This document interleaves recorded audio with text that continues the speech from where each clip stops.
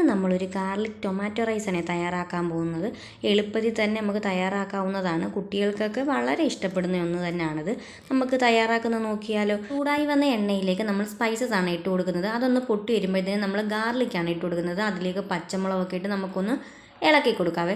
നല്ലപോലെ ഒന്ന് ഇളക്കി അതിൻ്റെ പച്ചമണം ഒന്ന് മാറുമ്പോഴത്തേനും നമ്മൾ സവാള അരിഞ്ഞതാണ് ഇട്ട് കൊടുക്കുന്നത്. ഇതൊരു 2 സവാള അരിഞ്ഞതാണ് ഇടുന്നത്. ഒന്ന് ഇളക്കിയതിന് ശേഷം അതിലേക്ക് ഉപ്പാണ് നമ്മൾ ആഡ് ചെയ്ത് കൊടുക്കുന്നത്. നല്ലപോലെ ഇളക്കി ഒന്ന് വഴണ്ട് വരുമ്പോഴത്തേനും നമ്മൾ അതിലേക്ക് 2 വലിയ തക്കാളിയാണ് ആഡ് ചെയ്ത് കൊടുക്കുന്നത്. ഇത് നല്ലപോലെ ഒന്ന് ഇളക്കി ഒന്ന് തക്കാളിക്ക് ഒന്ന് വാടി വരുമ്പോഴത്തേനും അതിലേക്ക് നമ്മൾ പൊടികളാണ് കാശ്മീരി മുളക് പൊടി, മഞ്ഞൾപ്പൊടി, ഗരം മസാലപ്പൊടി, ഇനി നമ്മൾ കുരുമുളക് പൊടിയാണ് ഇട്ട് കൊടുക്കുന്നത്. ഇതെല്ലാം കൂടെ ഒന്ന് ഇളക്കി പൊടികളുടെ പച്ചമണം മാറുന്നിടം വരെ ഒന്ന് ഇളക്കി കൊടുക്കണേ. പൊടികൾ കരിഞ്ഞു പോവാതെ സൂക്ഷിക്കണേ. ഇനി അതിലേക്ക് നമ്മൾ വേവിച്ച് വെച്ചേക്കുന്ന ജീരക റൈസാണ് ഇട്ട് കൊടുക്കുന്നത്.